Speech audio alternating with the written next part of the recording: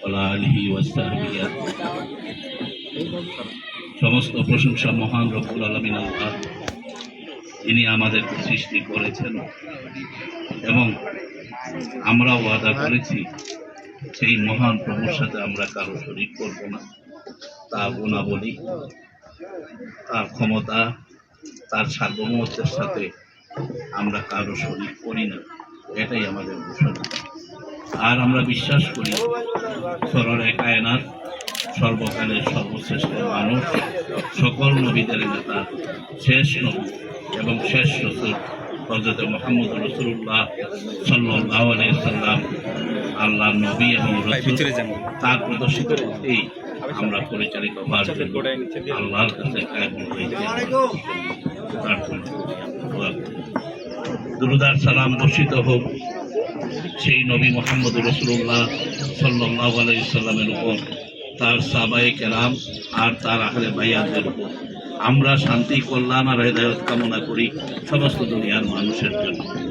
আজকের এই দায়াতুল কোরআন মাদ্রাসা আয়োজিত ইফতার মাহফিল এবং বদর দিবস উপলক্ষে এই অনুষ্ঠানের জনাব সভাপতি, পত্র মাদ্রাসারও সভাপতি, বাংলাদেশের আমাদের পুলিশ বাহিনীর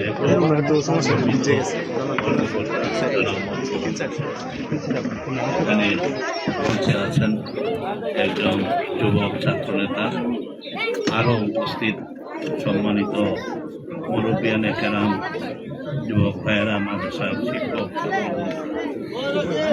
আজকে মুজিবুর রহমান সাহেব ওনার বক্তব্যে বলেছেন যে এই 17 রমজানকে ইসলামের ইতিহাসে ইয়াউমুল ফুরকান, এটাকে বলা হয় সত্য এবং মিথ্যার পার্থক্যকারী দিবস। কেন এই কথাটা বলা হয়?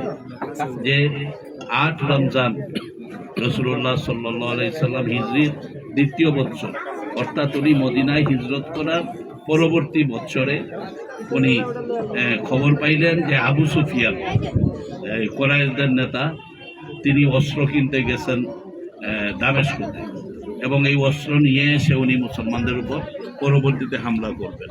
রাসূলুল্লাহ সাল্লাল্লাহু আলাইহি ওয়াসাল্লাম স্বপ্নেও দেখলেন আল্লাহর পক্ষ থেকে তুমি এই অস্ত্রগুলা তোমার লোক দিয়ে গিয়ে এদেরকে পথে আটকাও আর অস্ত্রগুলা নিয়ে আসো।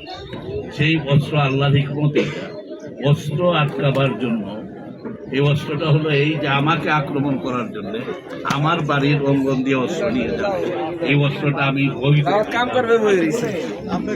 কোনো সামরিক বা অসামরিক বা কূটনৈতিক ভাবেই যদি এটা আলোচনা করা হয়, তো এটা এখানে কোনো অবৈধ অবস্থা ছিল না এদেরকে আটক করার।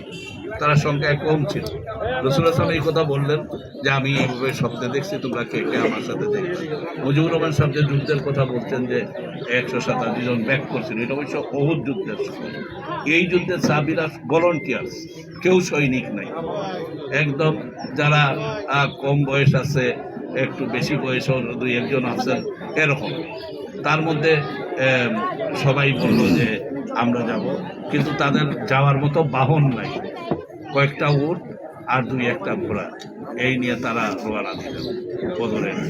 বদর কেন? এই দামেস্ক যাওয়ার থেকে যে রাস্তাটা, এই রাস্তাটা এখন যারা আরবে যান, হজে ওমরায় যান, তারা বদর সফর করে আসতে পারবে। এই রাস্তাটার পাশ দিয়ে যাওয়া লাগবে। রাসূলুল্লাহ সাল্লাল্লাহু আলাইহি ওয়াসাল্লাম ওদেরকে প্রতিরোধ করার জন্য এখানে রওনা দিয়েছেন। কিন্তু আবু সুফিয়ান এরা এত দক্ষ মানুষ ছিল যে কোরাইশরা এমনিও দুনিয়ার শ্রেষ্ঠ বংশ।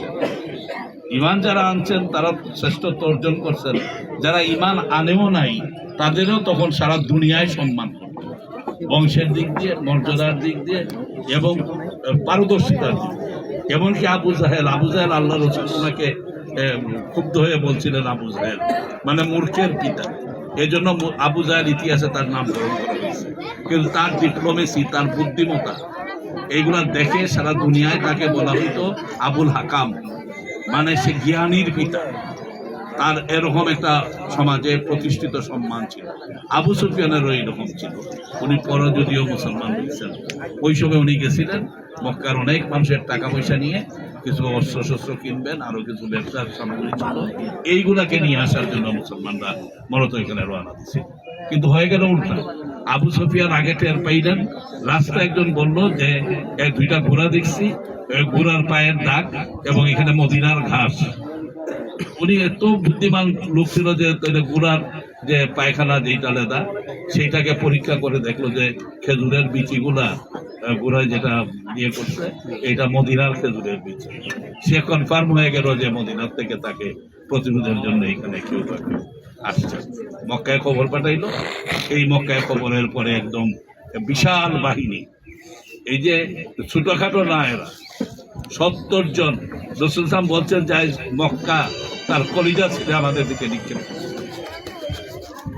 70 জন অসাধারণ নেতা, একদম জাজিরাতুল আরবের মধ্যে এদের এত খ্যাতি ছিল যে তারা 70 জনের নেতৃত্বে আর 1000 জন দুর্দর্শ সৈনিক।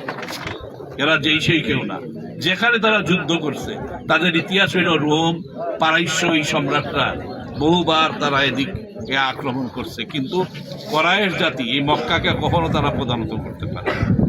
তারা সব সময় যুদ্ধে উইন করে।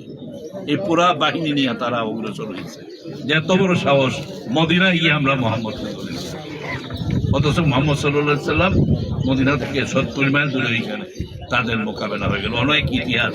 শুধু আমি এটা বলবো যে এই বদর যদি, এই যুদ্ধে যদি মুসলমানরা পরাজিত হতেন তা আল্লাহর নাম উচ্চারণ করার মতো আর এই সাহাবায়ে রাদিয়াল্লাহু তাআলা আনহুদের অপরিসীম ত্যাগ যখন জানা গেল যে এই রকম বাহিনীর সাথে যুদ্ধ করতে হবে,